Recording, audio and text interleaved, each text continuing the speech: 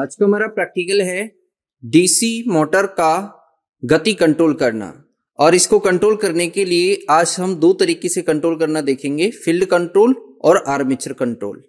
तो ये मैंने यहाँ पर जो जिस पैनल पे मैं खड़ा हूँ ये संट मोटर का पैनल है और इधर इस पर ये संट मोटर लगी हुई है, जो नीचे की तरफ इधर संट मोटर है।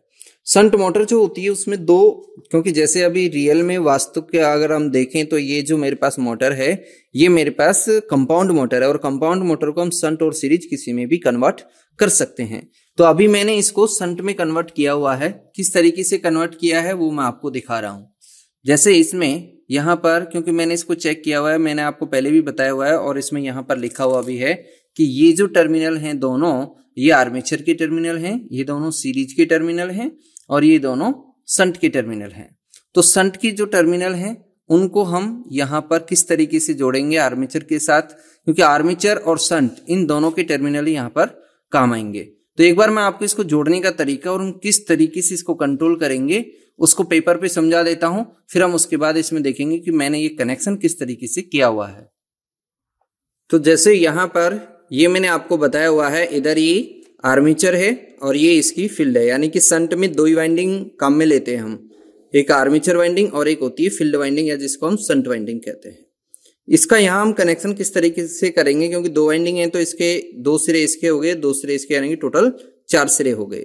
क्योंकि हमें सबसे पहले देखना है इसका फील्ड कंट्रोल, तो फील्ड कंट्रोल के लिए हम फील्ड को कंट्रोल करेंगे। तो जैसे यहाँ से हमारे पास सप्लाई आ रही है तो सप्लाई के साथ हम, क्योंकि हम ये जो है टर्मिनल, एक टर्मिनल को हम सीधा उसके अंदर भेजते हैं, यानी कि एक की सप्लाई सीधी भेजते हैं और एक की सप्लाई को हम इसके स्टार्टर के द्वारा भेजते हैं। तो यहाँ जो ये इसके लास्ट वाले जो दो टर्मिनल हैं इन दोनों को हम क्या करेंगे, शॉर्ट कर देंगे और शॉर्ट करके इन दोनों को हम यहाँ से ये माइनस टर्मिनल को दे देंगे इस तरीके से। तो नीचे वाले दोनों को इस तरीके से शॉर्ट करेंगे, एक आर्मेचर का और एक फील्ड का, और फिर इसको माइनस दे देंगे। इसके बाद क्योंकि अभी हमें फील्ड कंट्रोल करना है तो ये जो फील्ड है इसके बीच में हम यहाँ RH लगाएंगे। तो अभी हमने इसमें जैसे ये रियोस्टेट लगा दिया यहाँ पर, जिसको हम RH कहते हैं, और इसको हम भेज देंगे यहाँ एक जो हमारा 3 पॉइंट स्टार्टर है, उस 3 पॉइंट स्टार्टर में एक पॉइंट इधर और एक पॉइंट इधर और एक पॉइंट यहाँ से जो इसका इनपुट सप्लाई है इसमें चले जाए। तो ये हमारा हो गया डीसी स्टार्टर। तो डीसी स्टार्टर 3 पॉइंट स्टार्टर को हम इस तरीके से कनेक्ट करेंगे। तो मैंने ऐसा कैसा कनेक्शन किया हुआ है एक बार आपको बता देता हूं, उसके बाद फिर हम मोटर को चला करके देखेंगे और इसके किस तरीके से गति को कंट्रोल करता है वो देखेंगे। तो ये हमने यहाँ पर, क्योंकि जैसे मैंने अभी आपको बताया कि संट के टर्मिनल हैं, तो संट के टर्मिनल और ये आर्मेचर के टर्मिनल हैं। तो आर्मेचर का एक टर्मिनल को मैंने, ये आपको दिख रहा होगा ग्रीन वायर, ये वाला ग्रीन वायर, इससे मैंने शॉर्ट कर दिया है, एक आर्मेचर और एक संट का। और इसको ये वाला जो वायर आ रहा है, ये वायर, ये जो वायर है ग्रीन वाला जो आप देख रहे हैं, ये वायर बाहर जा रहा है, यानी कि स्टार्टर में जा रहा है, एक वायर यहाँ से जा रहा है। और इस आर्मेचर के जो दूसरा टर्मिनल है उससे ये वायर जा रहा है, ये हम बाहर सप्लाई के लिए दे रहे हैं, यानी कि जो स्टार्टर है उसमें जाएगा, ये सप्लाई में जाएगा। और ये एक वायर मैंने यहाँ पर लिया है, ये जो संट वाइंडिंग है उसका दूसरा सिरा है, जिससे हमने इसका बाहर निकाला टर्मिनल, यानी कि टोटल 3 वायर इसमें से बाहर जा रहे हैं, एक उसके दोनों कॉमन से और एक आर्मेचर से और एक संट से। अभी दोनों कहाँ जाकर के किस तरीके से जुड़ रहे हैं उसको देखते हैं। तो इनमें से एक वायर जो कॉमन था वो यहाँ सीधा सप्लाई में चले गया है, ये चले गया सप्लाई में इधर।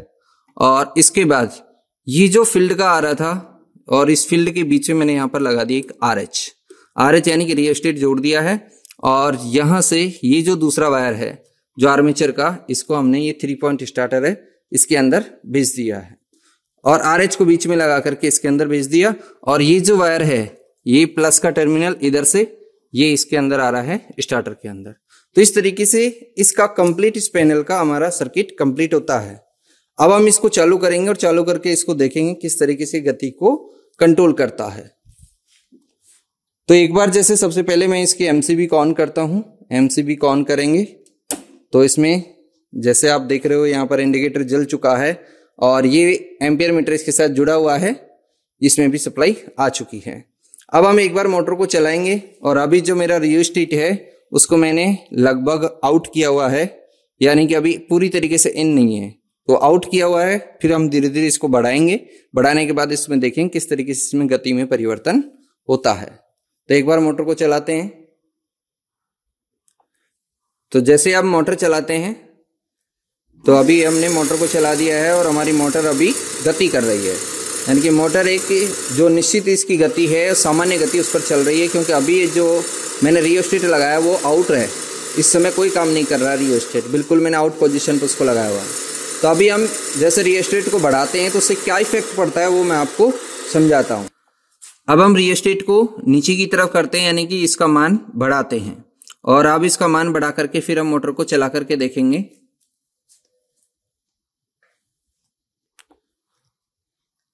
अब जैसे मोटर को हम चला रहे हैं, तो मोटर को चलाने के बाद अब इसकी गति में अंतर आ गया है, यानी कि पहले जो ये गति चल रही थी उस गति में और अब की गति में इसमें क्या अंतर है वो मैं आपको एक बार बोर्ड पे समझाता हूँ, किस तरीके से इसकी गति में परिवर्तन होता है। क्योंकि डीसी मोटर जो होती है उसकी गति का जो फॉर्मूला होता है, जैसे N समानुपाती EB/φ होता है, और यहाँ जो हम परिवर्तन कर रहे हैं फाई में परिवर्तन कर रहे हैं। जब हम रियोस्टेट का मान बढ़ाते हैं तो रियोस्टेट का मान बढ़ने से इसका रेजिस्टेंस बढ़ता है, और रेजिस्टेंस बढ़ने से इसमें करंट की वैल्यू कम होती है। जब करंट कम होता है तो फाई कम होता है, और फाई कम होता है तो इसकी गति यहाँ पर बढ़ जाती है। यानी कि फील्ड कंट्रोल विधि जो होती है ये इसकी गति को सामान्य से बढ़ाने के लिए हम इसका उपयोग करते हैं, यानी कि सामान्य गति से ज्यादा गति अगर हमको चाहिए तो उसके लिए हम फील्ड कंट्रोल विधि का उपयोग करते हैं। अब इसके बाद हम अगला जो हमारा इसी में प्रैक्टिकल है वो प्रैक्टिकल है आर्मेचर कंट्रोल, और आर्मेचर कंट्रोल के द्वारा हम किस तरीके से मोटर की गति को बदलते हैं। वैसे मैं आपको बता देता हूं कि आर्मेचर कंट्रोल का जो हम उपयोग करते हैं वो सामान्य से इसकी गति को कम करने के लिए करते हैं, यानी कि इसके अंदर जो परिवर्तन होता है वो ईबी में परिवर्तन होता है, और ईबी की वैल्यू कम होने की वजह से यहाँ पर जो एन होती है यानी कि इसकी गति जो होती है वो कम हो जाती है। तो इसके लिए हम किस तरीके से कनेक्शन करेंगे, थोड़ा सा चेंज होगा। जो हमने पहले रियोस्टेट यहां लगाया था इसके साथ, अब हम उस रियोस्टेट को लगा देंगे आर्मेचर के साथ, यहां पर आर्मेचर के साथ इसको जोड़ देंगे, और इसका कनेक्शन उसी तरीके से होगा। जो 3 पॉइंट स्टार्टर है उसमें हम इसको लगा देंगे इस तरीके से, और इसका यहां से इनपुट दे देंगे, और यहां इन दोनों को उसी तरीके से शॉर्ट करेंगे, और शॉर्ट करने के बाद यहां से जो इसका माइनस आ रहा है इसको इसमें जोड़ देंगे। नीचे का कनेक्शन सेम रहेगा, ऊपर जो हमने पहले इसको फील्ड के साथ जोड़ा था अब हम इसको आर्मेचर के साथ जोड़ेंगे।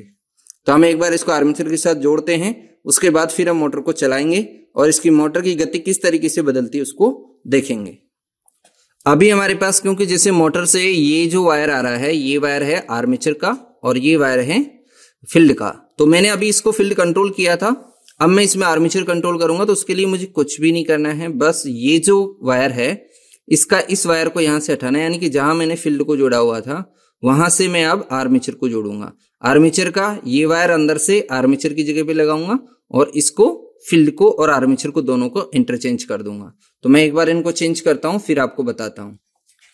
तो अभी हमने इसको इसके साथ जोड़ दिया है,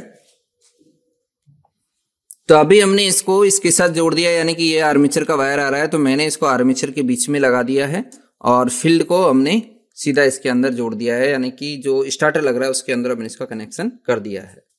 तो अभी मैंने जो कंट्रोल के लिए जो विधि बनाई है, यानी कि ये जो मैंने अरेंजमेंट किया है ये है आर्मेचर कंट्रोल विधि। आर्मेचर कंट्रोल विधि के द्वारा, क्योंकि आर्मेचर के अब मैंने इसको बीच में लगा दिया है और मैं इसे वापस पहले आउट कर देता हूं बिल्कुल, और फिर हम इसको इन करेंगे यानी कि हल्का हल्का बढ़ाएंगे, तो उससे किस तरीके से इसकी गति में परिवर्तन होता है।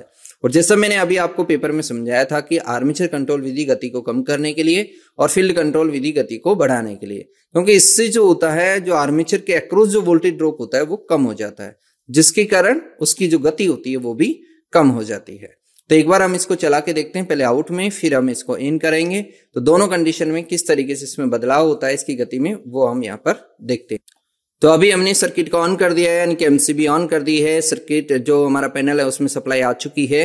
अब मैं एक बार इसको ऑन करता हूं और ऑन करने के बाद फिर हम देखते हैं किस तरीके से मोटर की क्या गति रहती है, और फिर हम उसको, क्योंकि अभी जो हमने रियोस्टेट लगाया वो एक तरीके से आउट कंडीशन में है, यानी कि अभी वो बिल्कुल एंड कंडीशन में है जब वो डायरेक्ट सप्लाई दे रहा है, उसके बाद हम उसको इन करेंगे और फिर इसमें परिवर्तन देखेंगे।